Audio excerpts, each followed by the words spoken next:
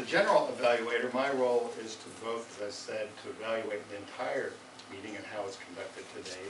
And I'll start at the beginning and move through with a little more extra focus on the evaluation of the speeches, because in my opinion, that's the real meat and the value of our meeting, is the speech evaluations of our prepared speeches. So our meeting opened with our most excellent presiding officer, John, stepping up and hanging on the gavel exactly 4 minutes late. So general evaluator is always going to make a note of that and make a pitch that the gavel hit on time, and Ken's taking responsibility for that. Though I'm not going to let him do that because you're the president and it's your job to hit that value at 11 o'clock. So work on it. All right? But we'll say on a positive note that John, as always, brings his very inviting and comfortable presence to his role as presiding officer in our meetings proper. I think it's part of the vibe of our meeting that makes the whole meeting feel very positive and inviting. So I always enjoy that moment when John steps up to the lectern. And I like that, you remind us to turn off the phones, a reminder for the mini evaluations, those basic details just to help get us oriented to the meeting. Identifying guests. Now, I don't know, do we have guests that aren't members today, specifically? So I like it when the guests have a chance of being to stand up to say hello. I think that's the key.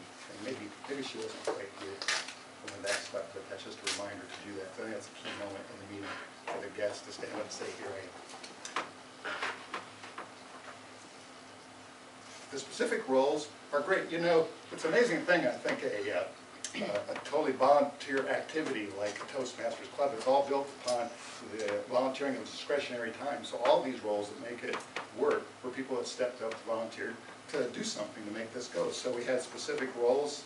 To start with, our counter and our grammarians are key roles. Actually, I think are two of the hardest jobs during the meeting because it requires such concentration. So clearly you both pay very close attention, track all the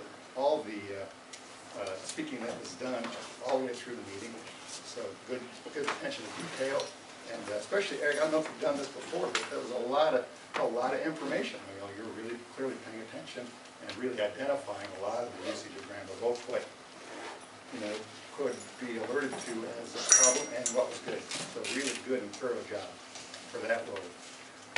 Crazy Deb, as always, is fun. Thank you, Deb, for that joke with lots of what.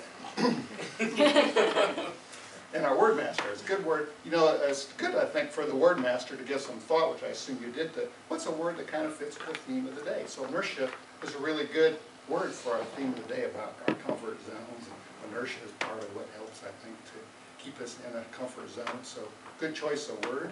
I think it's been used a lot, which is a sign that's a good word choice. It comes up a lot. My suggestion for you, where'd it go? Vaughn took it. Oh, there it is. Just got it lost. I think probably even bigger fonts would work so that folks in the back can see both the word and a short definition. Especially if it's a word that if you don't literally or don't know or haven't heard it before, from time to time you're going to wonder, now what does that mean again? We're going to look up here and remind ourselves, well, what was that word? So that's just a technical suggestion.